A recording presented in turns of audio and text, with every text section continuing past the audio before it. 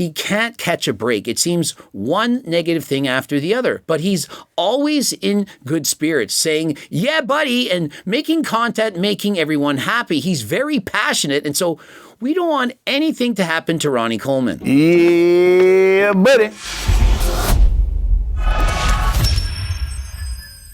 Coach Greg, in today's video, we're going to be going over exactly what happened to Ronnie Coleman. I'm sure by now you know that Ronnie Coleman was taken to hospital. He couldn't attend a fitness event, and that everybody's been wondering what exactly happened. People saying he got sepsis, wondering if he had a heart attack. What exactly is going on? And so what Ronnie Coleman's family has stated is that it was sepsis, a blood infection in his body. However, no one as of yet has stated what exactly is the source of the infection, but I've come to the conclusion after analyzing all of the data that the source of this is almost certainly his heart. And so sepsis is when a localized infection actually goes systemic, which means throughout the body. And so it's no longer affecting that one small area, it's the entire body, and it's much more dangerous. Now, the most common causes of sepsis are pneumonia and a UTI. However,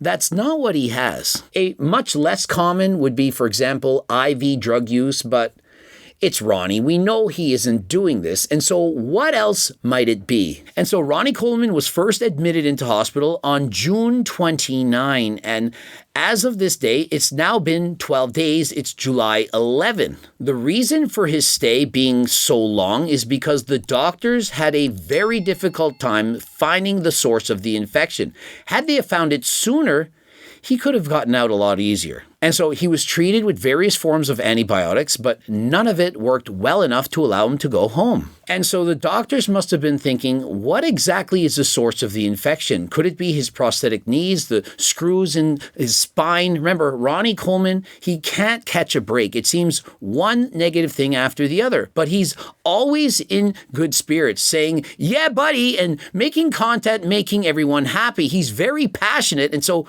we don't want anything to happen to Ronnie Coleman. Yeah, buddy. Now, if it was in fact a prosthetic knee or the screws in the spine and so on, they would have been able to see this. They would have felt it. It would have been painful. It would have been redness, inflammation. And so they're able to rule that out. But what else could it be? They posted on Instagram that the doctors had to go through two very specialized forms of tests in order to find the source of the infection. And so what were those two tests? And so the two tests that were performed, one of which was a PET scan. And so this is a scan used to see various hot spots throughout the body, if their metabolism is going haywire, if they're using extra nutrients and so on. And this is ideal when looking for cancers as well as infections. The other is a TEE, which is an ultrasound that goes in through your mouth, down your throat, and examines the top of your heart. And following these two tests, they made an announcement that Ronnie was going to be going through one minimally invasive heart surgery in order to improve or maintain his quality of life. The only thing that makes sense that fits this description to maintain quality of life, minimally invasive, is a TAVI. That's where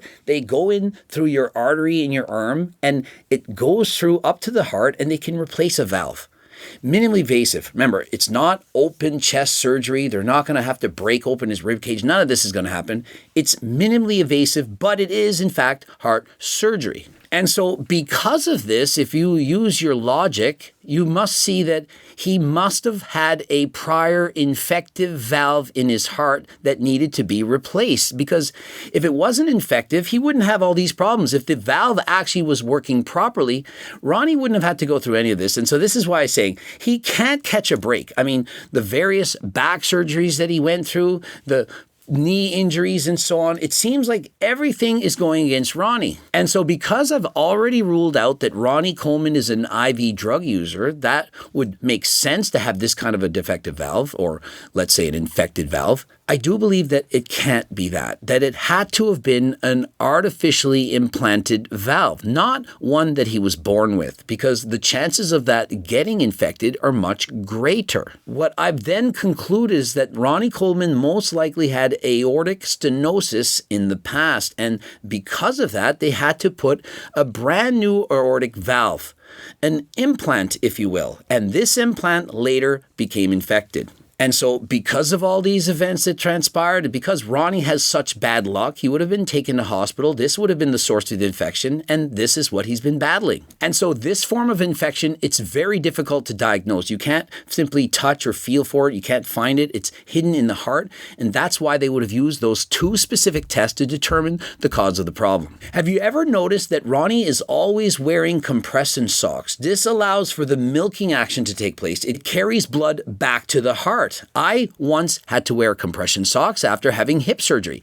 Very important. They said we don't want a blood clot to form. You have to wear these compression socks. And so Ronnie is always wearing these socks. And why do you think that is? I mean, it's not normal for a regular person of perfect health to have to wear compression socks. These compression socks may be an indication that he's experienced heart failure. You might be thinking, well, why? Well, he is in fact black, which carries a greater risk. He did in fact abuse steroids in the past. And of course, there's genetic factors and so on. He's also sitting in a wheelchair all the time, which could cause pooling of the water into the ankles and lower legs and so on. But it's very likely that he does have heart failure. And so notice Ronnie Coleman, he has on his neck, you see the large diameter, the width of this vein. Whenever you see Ronnie Coleman, you almost always see a distended jugular vein. Even at rest, sitting there doing nothing, it's very large. And so that is a sign of heart failure. And so Ronnie Coleman, I do believe he has a very poor baseline of health with previous history. Perhaps he had a heart attack, heart failure, valve replacement, and so on. And so something like this, when you get an infection, a systemic infection, it's very difficult to overcome. Now, if he were 20 years of age, 100% natural, was healthy,